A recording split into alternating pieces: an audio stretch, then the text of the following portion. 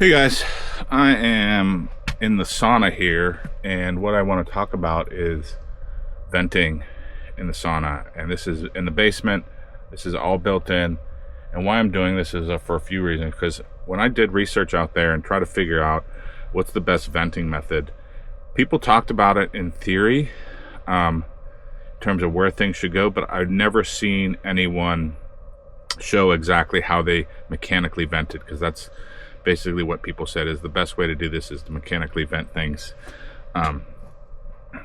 in the basement. So this is how we have it set up.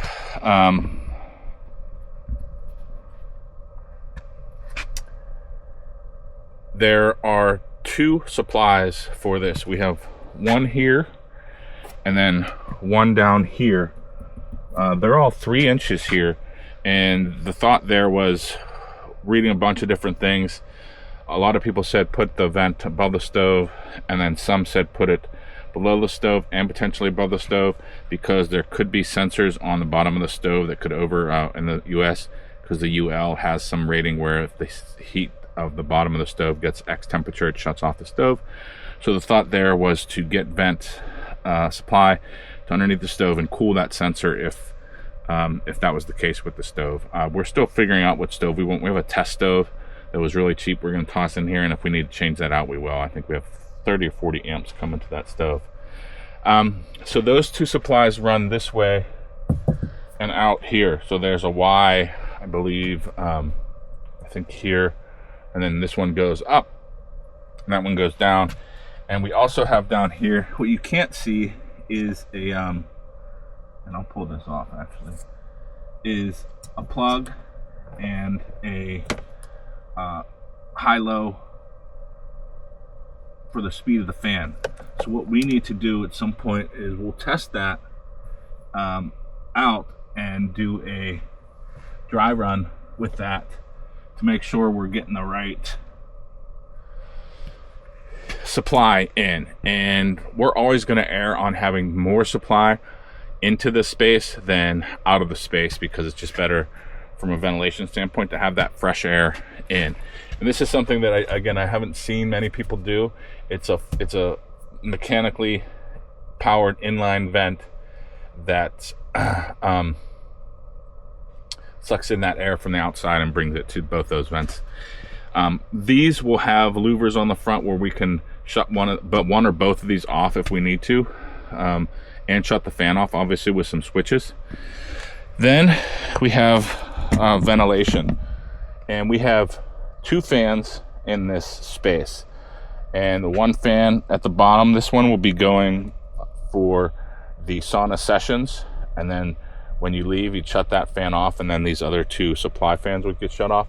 And then up here we have a fan for airing the space out and making sure all the moisture is out to the outside after a session.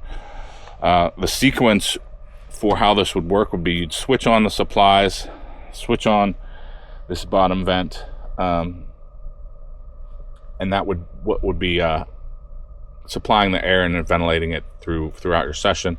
And when you're done with the session, you shut those 2 off, and then you put this guy on. That's how we have it set up.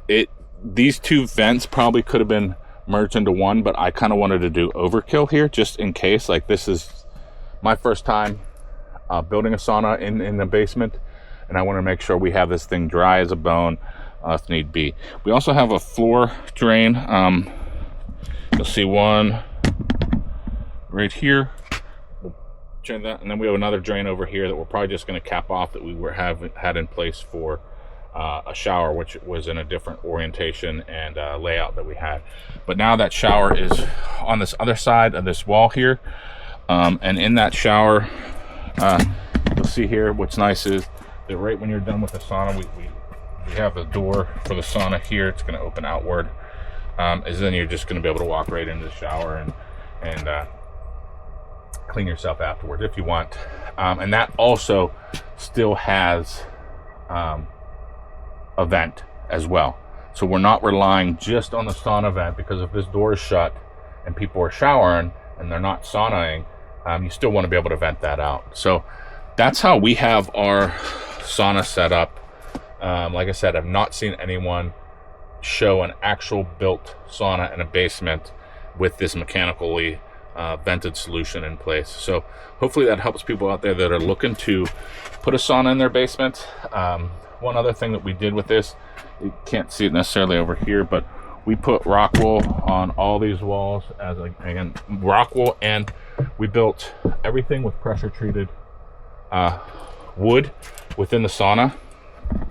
And that is just because sorry, except for this exterior wall here, this wall wasn't, I think, because that was originally a bedroom wall, and that's why that wasn't, when that was framed out, it wasn't pressure treated. But everything on these interior walls of the sauna are pressure treated, and that's really just a, hey, again, if we're getting moisture in these walls, we want to keep these walls long lasting, or the best that we can. And so we thought this pressure treated solution here would be a way to just, you know, bulletproof ourselves if we can. So then after this is going to get the foil vapor barrier. We'll tape all the seams. Then after that, we'll get the cedar up into the ceiling and on the walls. This here is something I've not seen either, but we added it. It is fresh water for the participants that are in the sauna, but then it's going to be right over the stove. So if you just want to put a little bit on the stove, instead of having the cup and ladle, you can just give the stove a little spritz, and then this becomes a steam location, as well as a dry heat. So you're gonna have dry and wet heat in here if you want. So we thought this was something nice to add as well, given the plumbers were like, hey, why wouldn't we just do that? We're back here, you know, doing all this other work. Why don't we just add that nice little detail here? So that's what this stub out is for here. So hope that helps people. I did not find anything out there. So again, like I said, maybe this will help others figure out, like, how do I build a sauna with mechanically vented solutions in the basement? Okay.